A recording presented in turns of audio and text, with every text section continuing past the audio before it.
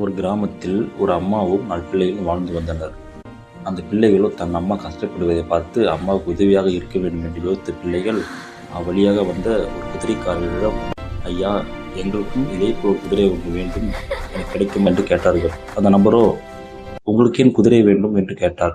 நாங்களும் உங்களைப் போலவே ஒரு வியாபாரம் செஞ்சு எங்கள் அம்மாவை காப்பாற்ற வேண்டும் சொன்னார்கள். நீங்களே சிறுவராக இருக்கிறீர்கள், நீங்களே போய் வியாபாரம் செய்வீர்கள் என்று கூறினார். இதை பார்த்து கொண்டிருந்த மற்றொரு நபர் அந்த சிறுவரை அழைத்து, தம்பிகளா, இங்க வாருங்கள், என்னிடம் குதிரை முட்டை உள்ளது என்று கூறினார். அந்த சிறுவர்களோ, எங்கள் கொடுங்கள் என்றார். அப்புறம் ஒரு வெள்ளை பூசணியை கொடுத்து, இதை பத்திரமா வைத்துக் கொள்ளுங்கள், இதில் உள்ள குதிரை உள்ளது என்று கொடுத்து விட்டார். அந்த சிறுவர்களோ அது கொண்டு போகும் வழியில் பூசணிக்காய் தவறி கீழே விழுந்து உடைந்து விட்டது. அப்போது பூசணிக்காய் உடைந்த இடத்தில் ஒரு முயல் ஒன்று இருந்தது. சத்தம் கேட்டு தப்பித்து ஓடியது. அவன் சிறுவர்களோ, ஐயோ, நம் குதிரை தப்பி ஓடிவிட்டதே என்று மனம் வருந்தி சோகத்துடன் வீட்டுக்கு சென்றனர்.